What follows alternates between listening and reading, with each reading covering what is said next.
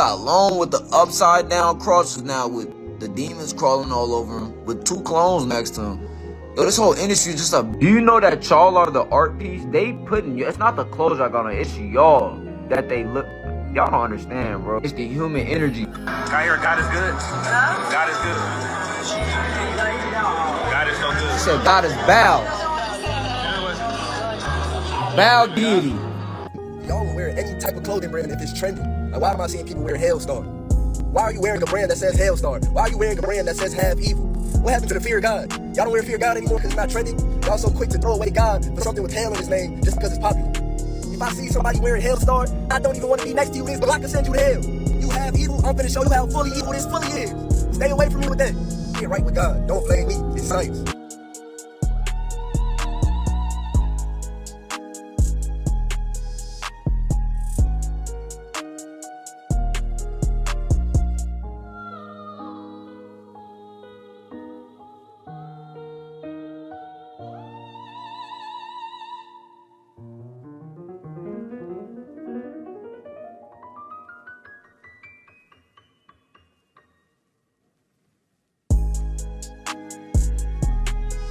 I wish I had my Band-Aid. They ain't letting me wear the Band-Aid because I'm trying to like start a fashion show where people put Band-Aids on their face. First of all, we have the D4VD merch just dropped. You can get it right now. Completely designed by moi, has a buddy. Jimmy on the beat, boy. Let's get high, yeah, you know I'm about to roll. Let's get please, yeah, you know I gotta pull. Let's live life, yeah, once I'm about to turn up. Get fly, oh for sure it's about to go up. Let's get high, yeah, you know I'm about to roll. Let's get please, yeah, you know I gotta pull. Let's live life, yeah, once I'm about to turn up. Get fly, oh for sure it's about to go up. Roll my blunt and pass my lighter. Lit pop shit, get higher. I'm the hottest, call me fire. Rock out, jump up, live my life up.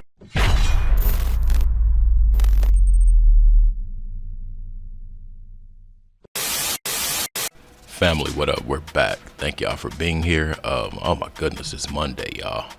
This snow, this weather is wild. Anyway, stay safe, stay warm. As y'all see, we're on Kai Cenat, but I want to focus on that shirt. I was reading the comments and a lot of people, they were with me when I was spotting the 6s on the shirts. The 6s on the shirt, and then also the symbolism, the one-eyed symbolism. But what I didn't know was that that was the artist David's D4VD's clothing line. Yeah. So what does that say about Kai and this dude's relationship in correlation to what this dude's going through? And if you look at the design, it looks as if it's smeared plasma. And we know what the D4VD dude is having a lot of controversy about. The Celeste girl. What is Kai saying here? What message is he sending? But don't miss the alleged 6s on the shirt either. Don't miss that part. But I thought it was interesting when I found out that there was the D4VD's dude's merch. Very interesting. Now, this is the video I did the other day. It's titled Kai's Marked. This was from yesterday, if I'm not mistaken. Yeah, 21 hours ago. Now, in the comments, a lot of people were speaking about Kai. They said his eyes definitely look soulless. Kai didn't step stuff up or mature. He's a cornball that got the opportunity to sell his soul. His eyes look soulless. 666 on a shirt. I always thought Kai was a Freemason after those pictures he had with NBA commissioner, from the suit he was wearing with AMP and the handshake. I didn't see that. I'm gonna look for that for sure. I do know about that the cipher in which the dude was rapping about selling their soul. Yeah. And then Phantom went and grabbed his necklace. Anyway, True Speaker said, cloned out, they got him, just like NBA Youngboy. I don't think NBA Youngboy is cloned. I don't think Kai is cloned. I don't think there's any soul swapping. I just think there's a full out agenda, period. I don't care how much he looks like the take that man. Kai is Kai. But we're witnessing him selling out. Somebody said, let's see, Denisha Lard said, peep the 666 in red on the shirt. I knew I wasn't tripping, y'all. He made too much money, now he's panicking. This is the thing, y'all. If this dude's really worth $300 million allegedly, why does he have to go and sign with these other people? Why can't he just, from the ground up, create his own brand? He doesn't need to be in allegiance with these other designers and fashion gatekeepers and stuff like that. But that's just my opinion. Let's see, Jackson Apparel. I see a face, Joker type. Then I see the sixes. Designer is definitely creative. I told y'all that, very creative. And that's what they look for. That's exactly what they look for. Can you paint one thing and make people see that, but from a different angle or a different pose, they'll see something different? And that's the dualism about everything. All right, now this next clip, Candace Owens. Check out what she says about YSL, y'all. And everything in this video is allegedly nothing set in stone. I'm not saying because I'm speaking about it, it's the truth. Neither am I saying it's false either. It's just stuff we're reviewing and reacting to, and I just felt the need to put out there. But check out this interesting commentary. To love like Yves Saint Laurent. I am I mean, like, you cannot with these brands. What? Yes. I love their trousers. No, you cannot. Are you wearing Yves Saint Laurent? No, but is it P here? It is literally, you can never wear Yves Saint Laurent. It is like so demonic and so disgusting. These were the people, and then they were like, we're going to make this in vogue. For example, the Balenciaga thing, right? Oh, yeah, with the teddies still tied up and sort of a bit adjacent. Also, do you realize these are all French brands? Never trusted them. Yeah, exactly. So this is coming out of Paris because the Frankists were the ones that caused the French Revolution. It was always an attack on the Christian Empire. Sigmund Freud wrote this explicitly. This is our religion. When people learn that it's our religion, it's problematic. So we need to practice dissimulation in writing. We need to be not honest about what we're doing, because every time people find out what we're doing, suddenly we're being kicked out of countries. So Sigmund Freud set about introducing their theology in a cultural way. Okay, and then all of these cultural movements were born. This is going to be cool and fashion and vogue and young people, and we're going to be super skinny, and we're going to make people care about products and designers and labels. And we have been following gay styles. It's a gay triarchy. Now, if you go find that whole interview or even a longer clip, y'all, OMG. When they show the dude behind the brand, what she says about him isn't surprising when you look at him while she's saying it. There's a weirdness about this dude, some people say. But it's interesting that a lot of these brands do come from almost the same area over there where Kai just was. And I'm doing these clips because these are people and brands and entities that Kai's gonna come across. And we're gonna see collaborations. You know how Nike and Supreme does all that stuff? We're gonna see it. I just think we're gonna see a lot of this stuff at a more massive scale way sooner than we did with a lot of other people. You can mark my words. Let's get to the next clip. Now, if a lot of y'all know my story, you know I came up with the Migos, and I always tell y'all, I left QC when the Migos went to the Met Gala. That was my first time ever hearing about the Met Gala, so when I heard that it was an event that we had to do, I looked it up. When I seen a lot of the people there, a lot of the outfits and how highly eccentric they were, I wasn't comfortable looking at it. And I didn't understand where the Migos would fit into that whole little niche or group of people that attend that function. And then when I looked further, I found out that the Migos were gonna be the first hip hop act to ever perform at a Met Gala. Why is that? What type of other genres have already performed there? But when you see the clothes and the stuff like that, it'll make sense. Check out this next clip. Now that this is all over, the real question is, what really is the Met Gala? Let's talk about it.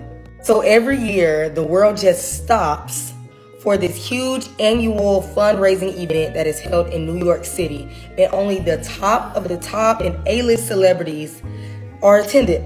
And it is known to be one of the world's most prestigious and glamorous fashion events and social gatherings. But I don't know about you. It might just be the conspiracy theorist in me, but nothing about this adds up to me. The only time you're gonna see any pictures or anything about this Met Gala is at the red carpet, because there is no phones allowed. This is like a top secret event. And it's like, if this is such a big fundraiser event, why is it nothing else can be seen other than just the red carpet looks? Like after that, we're left for dead. But me personally, I don't believe that this is just some type of fundraiser. This is most definitely an initiation, a ritual, or some type of secret society ceremony. In TikTok, this is just my theories. But if you know what I'm talking about. Because even if you look at like certain people's like outfits and costumes over the years, they are very demonic and creepy. Just, if you gotta pay attention, you just gotta really pay attention to certain costumes. And there's even been like over the years, people talk about like different celebrities glitching there and all, having all type of malfunctions, but we're not gonna get too deep into that today. And the thing that's, kind of weird to me, like you have the same celebrities that go every year. I'm talking about every year, the same celebrities go to this event.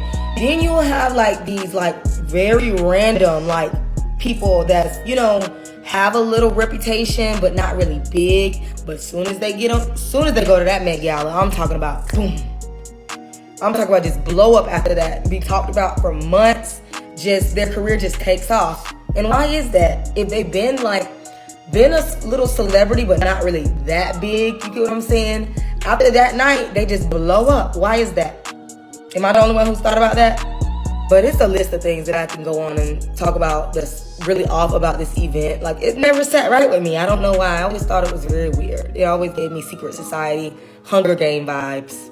But let me know if y'all felt the same way or what y'all think is off about the Met Gala. Also, TikTok, this is just my theories. So let me know in the comments what y'all think.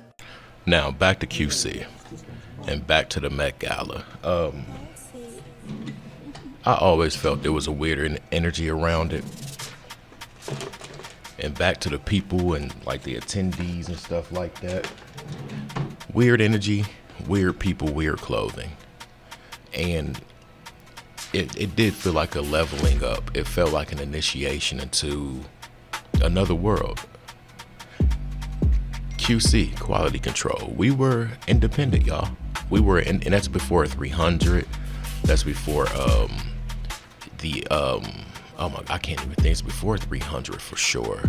Before Atlantic, not Atlantic, but oh my goodness, I can't think of that label out there. But it's before a lot of big time leveling up. And Versace was really hot. And that was after Drake got on it. So we get invited to this event. And I even told my little brother, I say, bro, why does it feel like this is a hazing or just something to see if we're ready for the industry? We were we had the least amount of notoriety there. Like, nobody really knew who QC was, but they knew about the Versace song. You could ask the same person if they know about the Versace song, they say yes. You could ask them if they know about QC, they say no. But they did that event, and it was like a rite of passage.